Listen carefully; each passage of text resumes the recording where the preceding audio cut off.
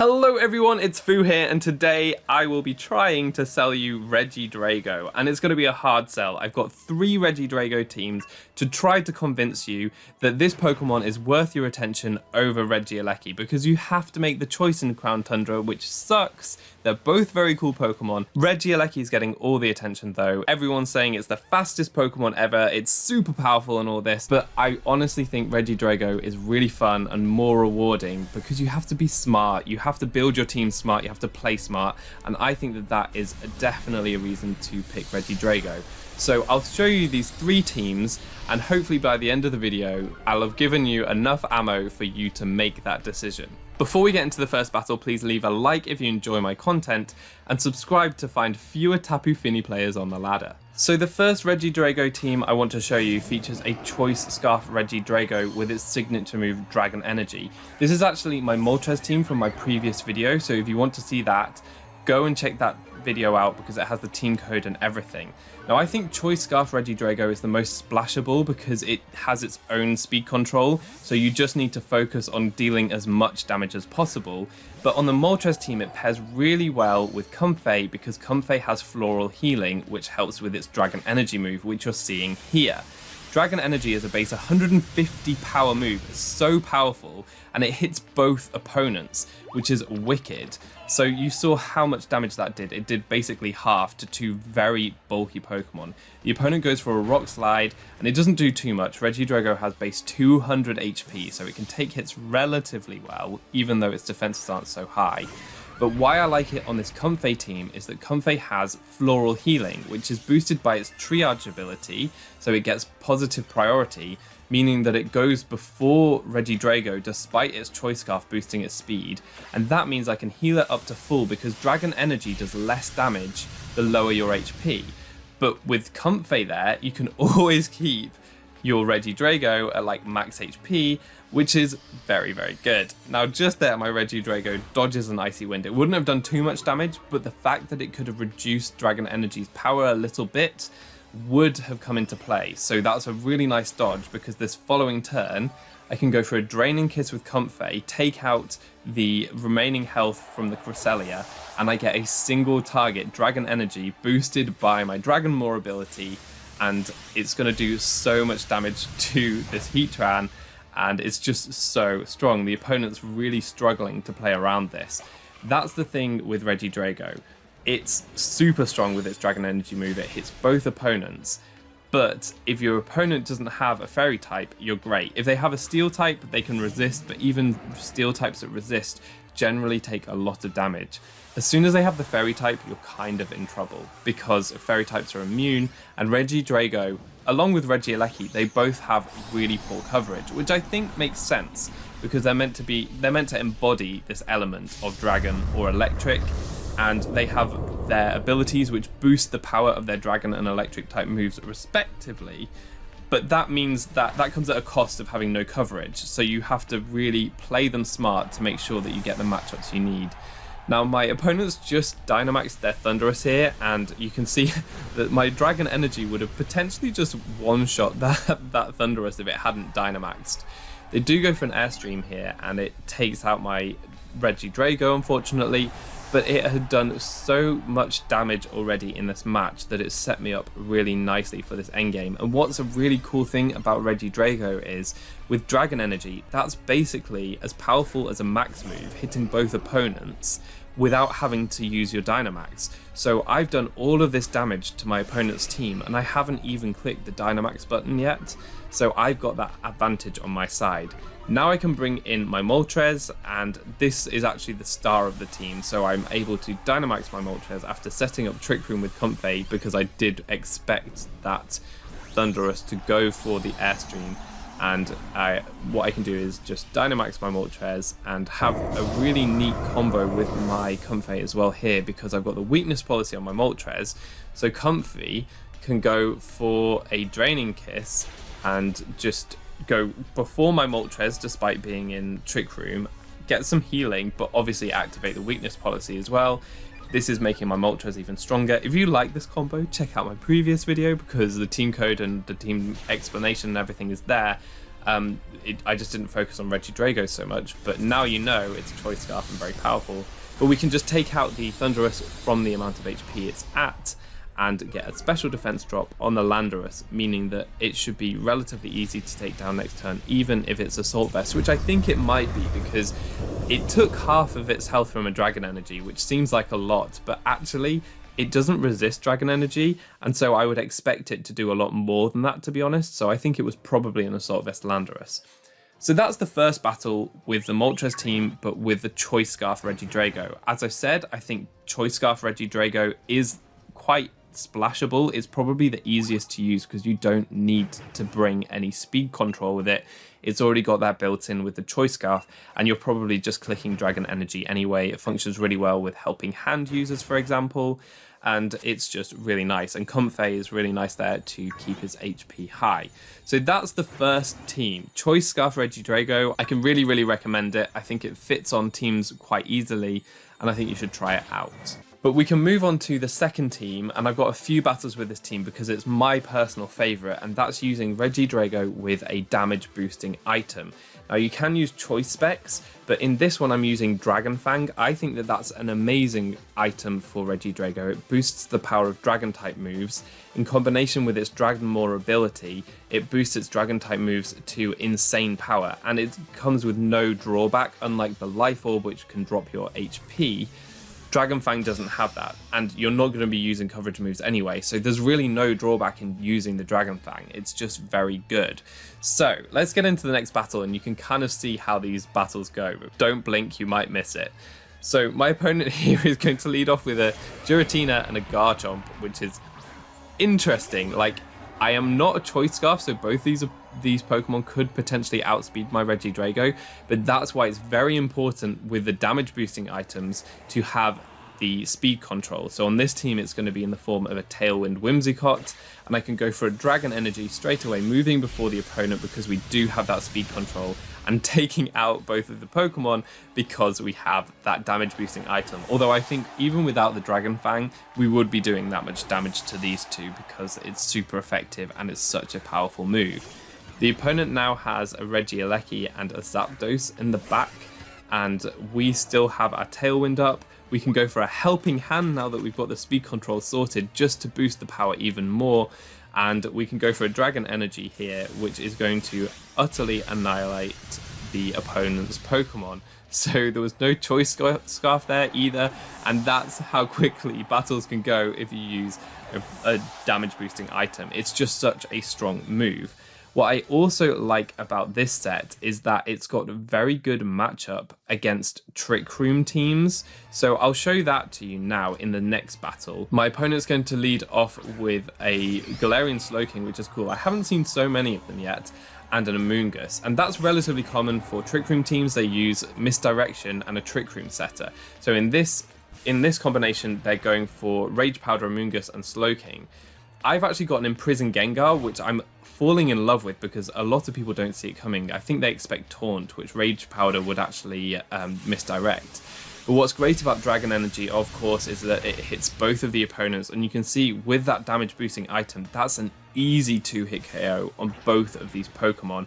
And with Trick Room, you don't need to worry about speed control, because as long as you imprison their Trick Room, you will be faster than the opponent, because Trick Room Pokemon are all slow. So you can easily get the 2-hit KO on their Trick Room Pokemon. The only ones you have to watch out for are obviously Fairy-type Trick Room setters. Specifically, Hatterene is not a good matchup for our dragon guy here, Regidrago. So don't bring Regidrago if their Trick Room setter is Hatterene. But because we've taken out their Trick Room setters, which they were obviously relying on in this battle, we now just outspeed the opponent's Pokemon, and I'm not too concerned about their Regidrago because it looked like a hard Trick Room team. It's probably going to be a very slow Regidrago, and mine is likely to outspeed. So I'm pretty sure that just going for a Dragon Energy here will take care of the Regidrago, and it will also do hopefully some good damage to Melmetal, although it's an insanely bulky Pokemon, so I'm not sure how much we're going to do to that. But hopefully with the Dragon Fang, with Dragon Maw, and with a ridiculously strong Dragon Energy, we do a decent amount. That's over a quarter of its HP, and that means it would do over half to a non-Dynamax Melmetal with a resisted hit, which is just crazy. That is so strong.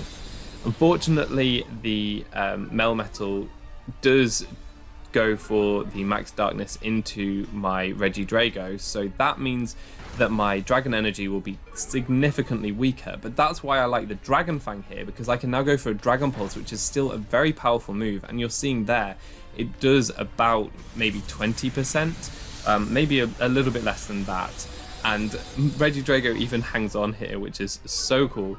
So it's just doing so much damage, it's a very, very powerful Pokemon, and it can switch up moves, which I think is very useful. In the next battle, I will be showing you where the ability to switch up moves makes Regidrago just that bit more competitive, I think, than the Choice Scarf. A little bit more unpredictable and more versatile, and it's a very fun Pokemon to play with for that reason. So I really like the Dragon Fang set because it does allow you a bit more flexibility with your moves. So in this battle, my opponent's leading with Thundurus and Dracovish, and I'm going to lead with my Regidrago and Gengar again. I really like this pairing. My opponent's going to switch out their Thundurus and switch in Tyranitar, which is actually a very good play because Dracovish now gets Sand Rush ability, so it doubles its speed in the sand. And also, setting up sand breaks any potential Focus Sash because Gengar does like to carry Focus Sash. So I thought that was a pretty good play by the opponent. I'm actually going to switch out into my Whimsicott and protect on my Regidrago because I want to avoid any damage and I want to try to get my speed control in, which is going to be my Whimsicott. That works really well because they do target into my Regidrago and I'm in a better position now. So hopefully with the Tailwind, I can now outspeed that Dracovish, and that's why I run max speed Timid on this set, because I do want to be able to outspeed plus 2-speed Dracovish, which is something you do see now. I think Sandrush Dracovish it gives it a bit more flexibility. Again, you can go for Protect and switch up moves and such. But if you want power, Strongjaw is still the better Dracovish set, but you generally have to run Choice Scarf with that. Now, the opponent's Tyranitar went for a Rock Slide there, and we did get lucky with our Regidrago. We dodged that. It would have done a decent amount of damage to Regidrago, but I would imagine it wouldn't have done too much, and we definitely would have survived. This allows us to go for a Helping Hand on the next turn, and with a near max damage Dragon Energy with the Helping Hand, that's going to be able to take out the Tyranitar and do half health to a Ferrothorn, which is just mental. This move is so strong. I think it's really important to emphasize in this match that the Protect on the first turn has allowed me to get to this stage, and that's where having the ability to switch up moves with the Dragon Fang, but having that damage output to be able to 2-hit KO the Tyranitar has come into play. So I do really like this Dragon Fang. Now, unfortunately, the opponents made a very, very good play by going for the Leech Seed into the Regidrago. With that base 200 HP, it means that their Leech Seed recovery is like so much.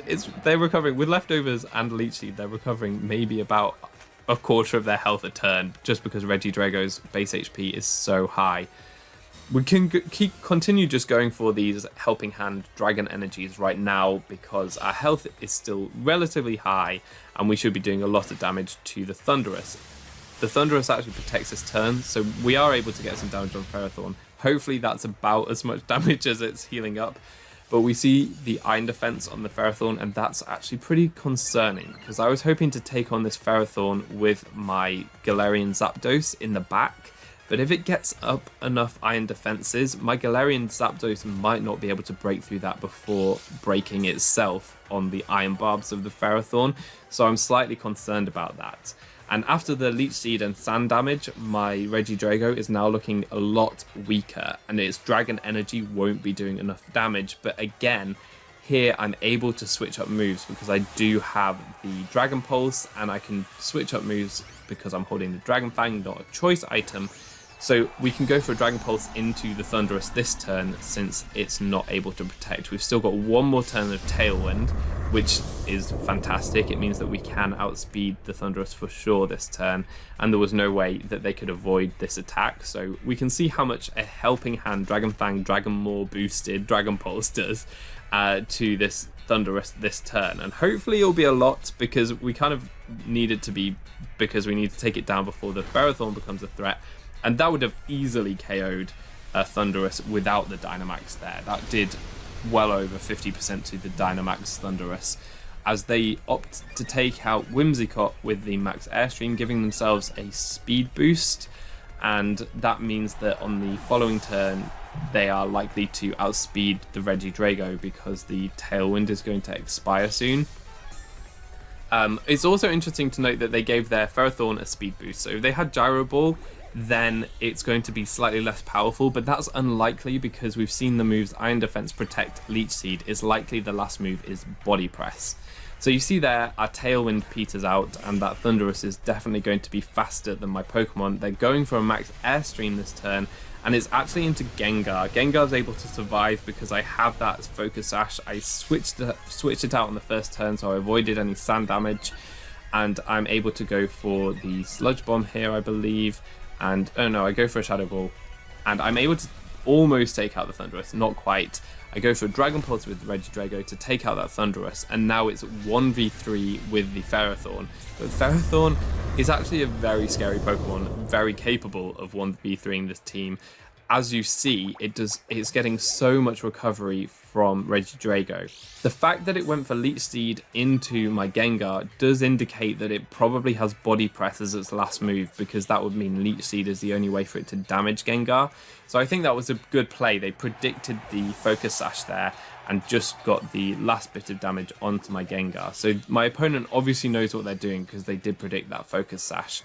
Now, my last Pokemon is Galarian Zapdos, and I'm in a slightly precarious position. Though I do have my Dynamax, Ferrothorn could boost up its defense faster than my Zapdos can take it out. So I actually go for a Taunt here before Dynamaxing, despite Dynamaxing being so tempting.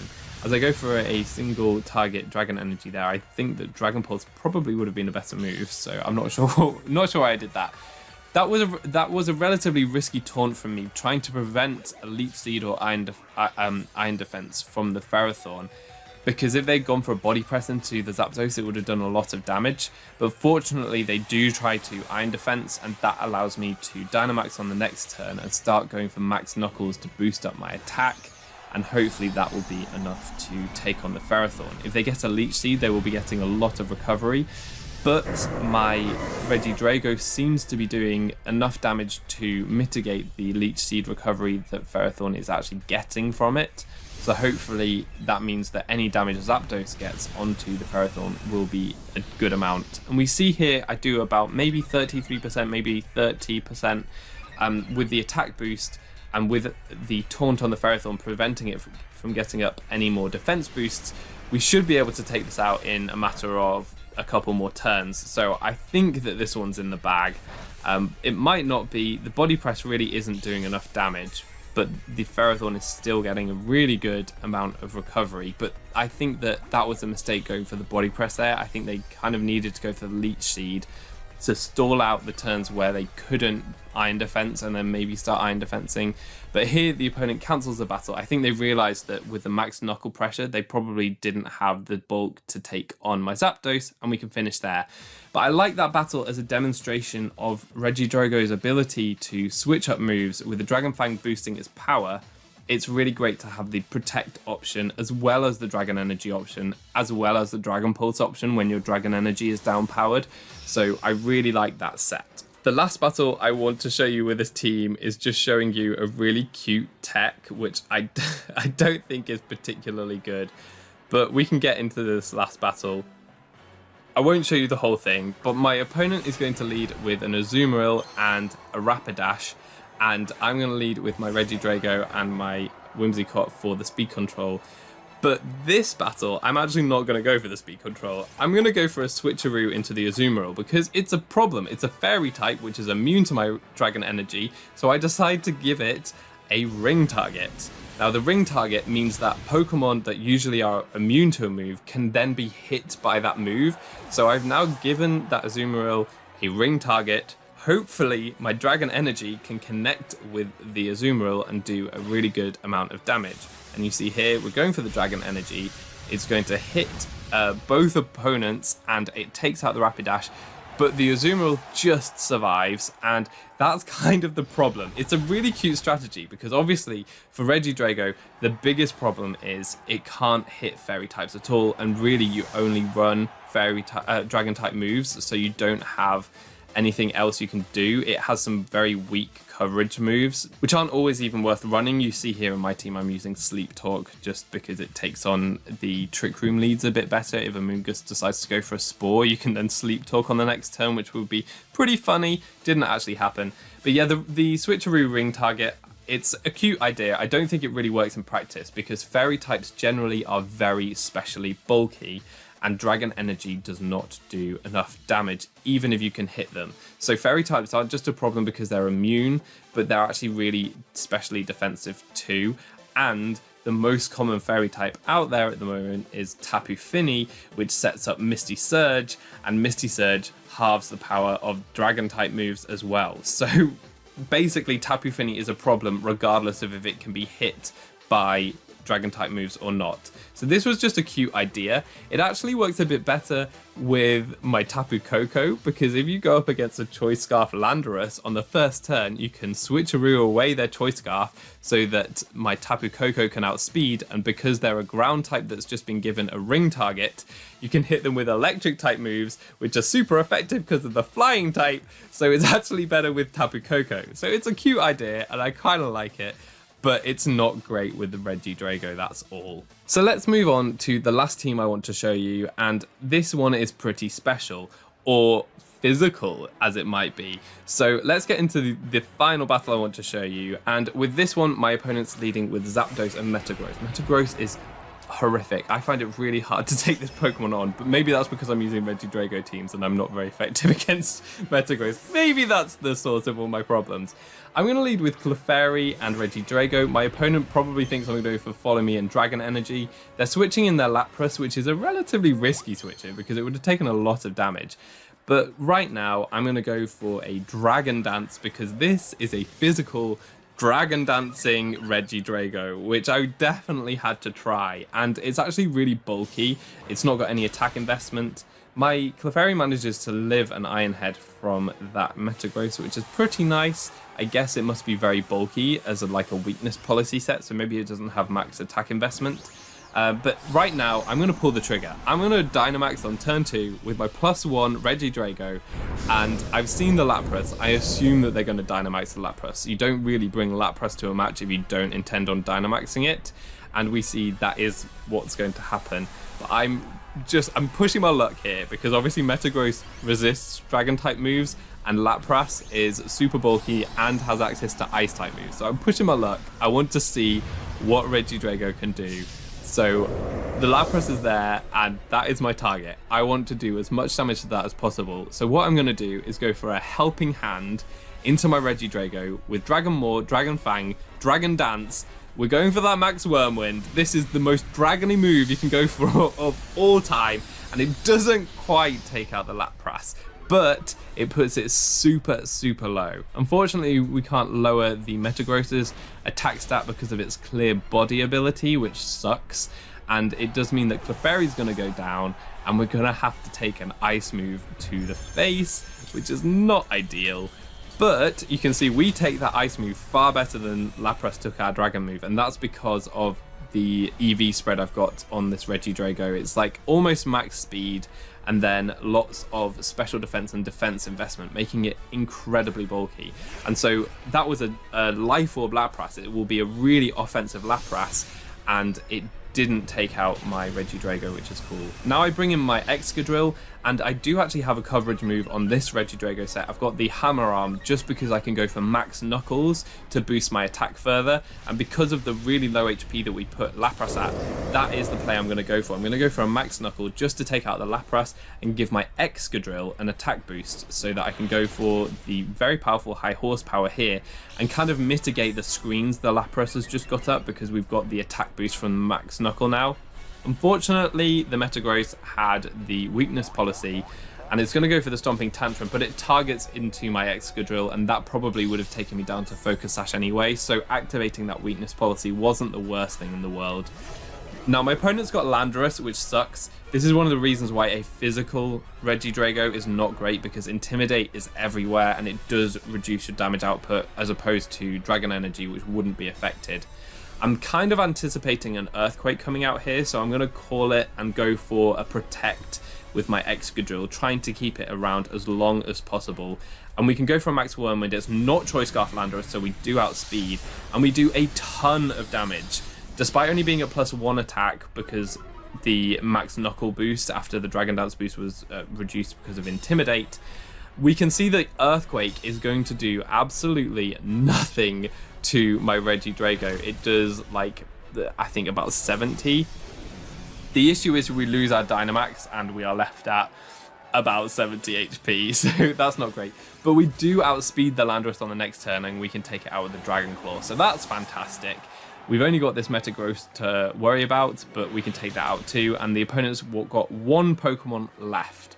And I'm feeling with my +1 speed Regidrago, I should get a massive attack off on whatever comes in.